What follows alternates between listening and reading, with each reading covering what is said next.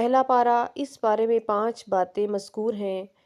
Number 1 اقسام انسان، number 2 اعجاز قرآن، number 3 قصہ تخلیق حضرت آدم علیہ السلام، نمبر 4 احوال بنی اسرائیل، اور نمبر 5 قصہ حضرت ابراہیم علیہ السلام۔ اقسام انسان 3 ہیں: مومنین، منافقین اور کافرین۔ مومنین کی 5 صفات کا بیان ہے: ایمان بالغیب، اقامت صلاۃ، انفاق فی سبیل اللہ، ایمان بالکتب اور یقین بالآخرہ۔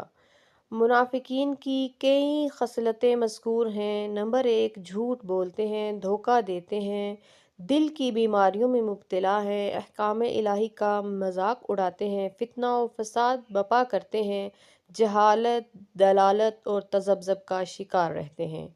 اور کفار کے بارے میں بتایا گیا کہ ان کے دلوں اور کانوں پر مہر اور آنکھوں پر پردہ ہے۔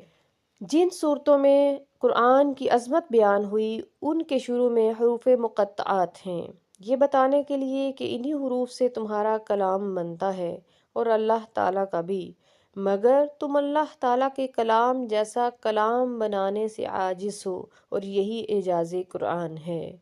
قصہ حضرت آدم علیہ السلام میں اللہ تعالیٰ نے حضرت آدم علیہ السلام کو اپنا خلیفہ بنایا اور فرشتوں کو حکم دیا کہ ان کو سجدہ کریں۔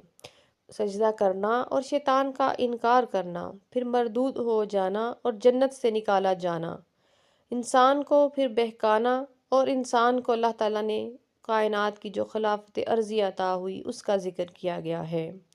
احوال بنی اسرائیل میں اللہ تعالیٰ نے اپنی نعمتوں کا ان پر بیان اور ان کا نعمتوں سے ناشکری کا اظہار، اور پھر اللہ تعالیٰ کی ان پر لعنت کا بیان ہوا ہے۔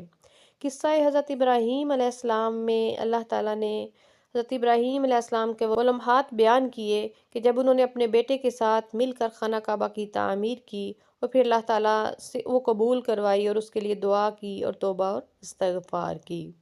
یہیں پہ پارہ نمبر 1 کا خلاصہ مکمل ہوا۔ پارہ نمبر 2 کے خلاصہ کے ساتھ انشاءاللہ کل ملاقات ہوگی۔ اپنا خیال رکھیے اور اپنے اس چینل کا بھی۔ والسلام علیکم ورحمۃ اللہ وبرکاتہ۔